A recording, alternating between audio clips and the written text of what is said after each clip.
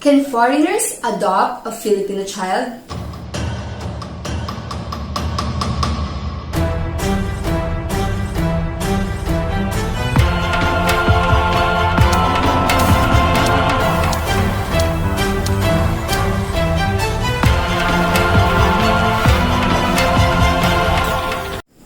Hi everyone! Your Filipino lawyer here at your service.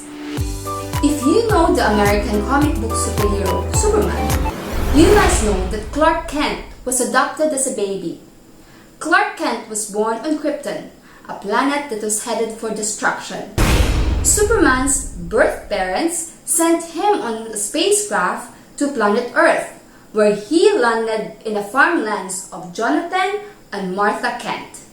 When Kent family found the child, they decided to raise him as an adopted son. Well, just like Jonathan and Martha, are you considering growing your family through adoption? Or do you want to adopt the child of your Filipino wife as your own? Today, I'm going to talk about adoption and whether foreigners can adopt a Filipino child. But unlike Jonathan and Martha, your Superman baby won't just land in your farmland in the real world. You have to undergo a legal process and comply certain requirements which I will be discussing in a short while. First, let's define what adoption is. What is adoption? Adoption is a legal process which creates between two persons a relationship similar to that which results from legitimate paternity and filiation. Once the adoption is granted, the adoptee shall be considered as the legitimate child of the adopter for all intents and purposes, and as such, he shall be entitled to all the rights and obligations provided by law to legitimate children born to the adopter without discrimination of any kind. What are the basic qualifications in order for you, a foreigner, to adopt a Filipino child?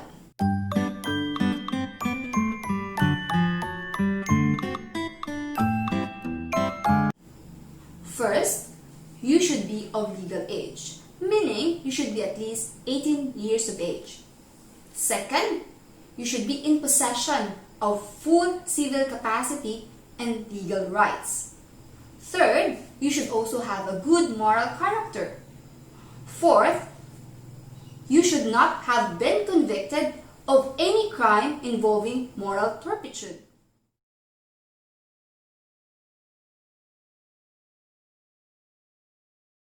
Moral turpitude includes any act deemed contrary to justice, honesty, and good morals. Fifth, you should be emotionally and psychologically capable of caring for the children or the child. Sixth, you should be at least 16 years older than the adoptee. Seventh, you should be in a position to support and care for the child in keeping with the means of the family. Eighth, your country must have a diplomatic relations with the Republic of the Philippines. 9. You must be in the Philippines for at least 3 continuous years prior to the filing of the application for adoption, and you should maintain such residency until the adoption decree is entered. 10th, you must be certified by your diplomatic or consular office or any appropriate government agency that you have the legal capacity to adopt in your country, and that the government allows the adoptee to enter your country as your adopted son or daughter. Is it absolutely required that you as a foreigner be a resident of the Philippines before you can adopt? There are exceptions to the rule. The requirements for residency and certification of qualification to adopt in your country may be waived in the following instances. First, if you are a former Filipino citizen who seeks to adopt a relative within the 4th degree of consanguinity or affinity, or if you seek to adopt the legitimate son or daughter of your Filipino spouse, or if you are married to a Filipino citizen and you seek to adopt jointly with your spouse, a relative within the fourth degree of consanguinity or affinity of the Filipino spouse, who is then considered a fourth degree relative. Fourth degree relatives would include your nieces, your nephews, children from your spouse's siblings, your spouse's first cousin, and even your spouse's grandchildren. Are there instances when the 16-year difference can be waived?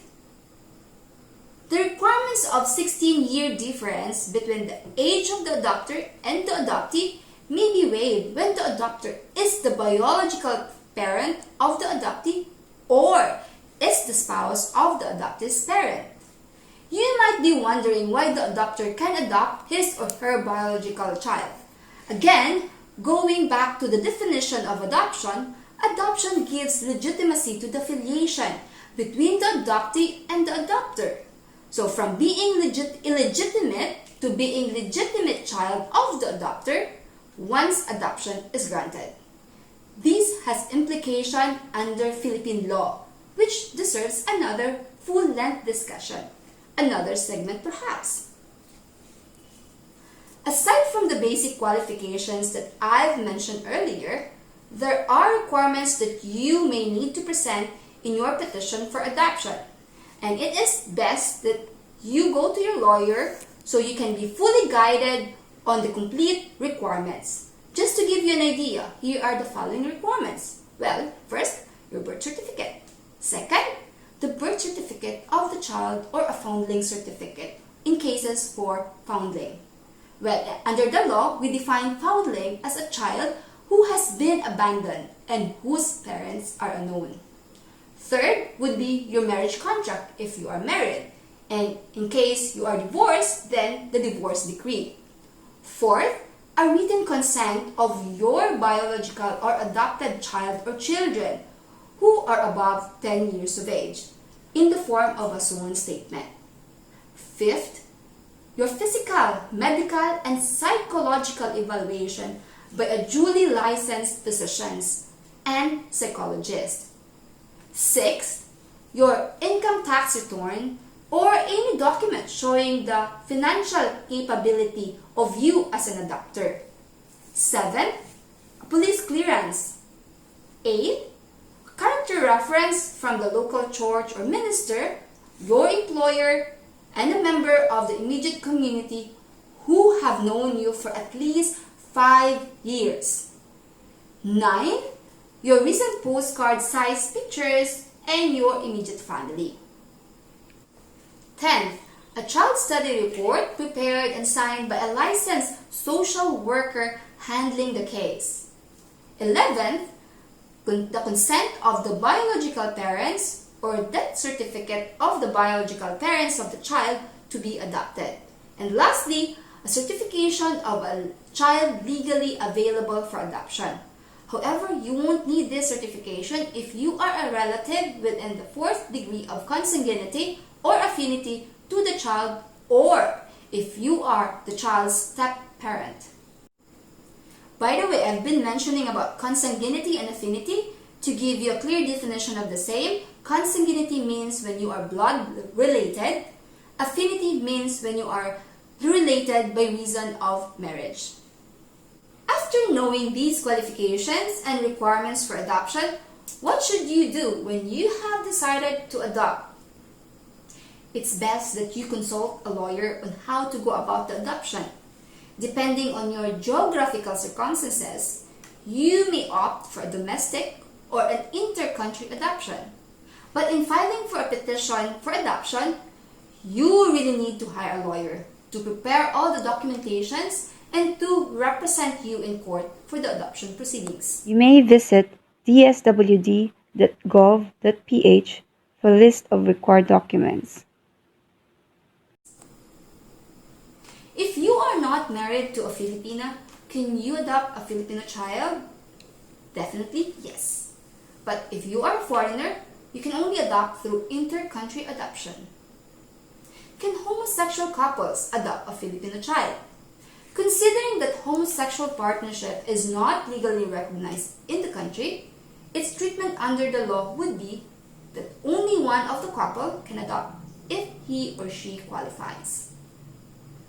Well, if you have a Filipino wife who has a child from a previous relationship, what is the significance of adopting your wife's child? Well, it's legitimizing the status of the child. A child born out of wedlock is considered an illegitimate child. Under the law of succession in the Philippines, an illegitimate child can only inherit from its biological parents or parent a share equivalent to 1/2 share of an illegitimate child. Also, for the child, having someone to be called legally as daddy or mommy, as the case may be, is something that will help them in their growth and development as an individual. How long is the adoption process? It all depends on how fast you can prepare all the requirements and file it in court. So once it is filed in court, depending on the court's docket of cases and their efficiency, it will take some time until you have a decision granting the adoption, which is usually more than a year, or sometimes it would take years. Just remember, an adoption process may be exhausting and painful and makes you want to scream, but so does childbirth.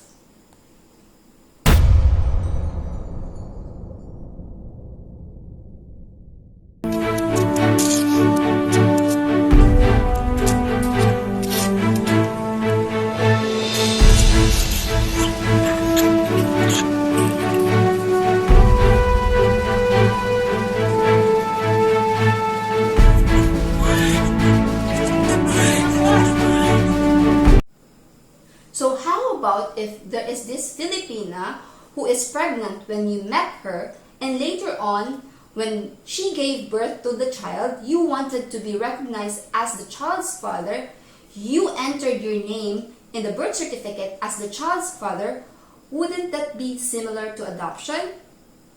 Well, in layman's perspective, the effect is the same. However, knowingly claiming to be a parent of a child when in truth you're not can constitute simulation of birth, which is a criminal offense.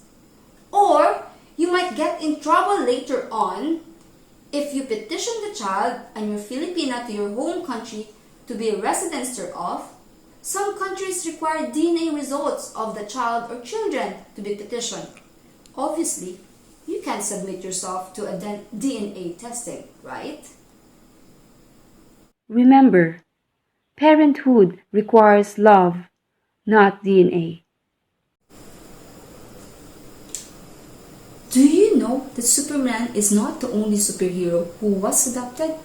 Iron Man was also adopted by the Stark family. And do you know I also adopted a baby? I found her as a foundling in front of my doorstep. She was abandoned by her birth parents.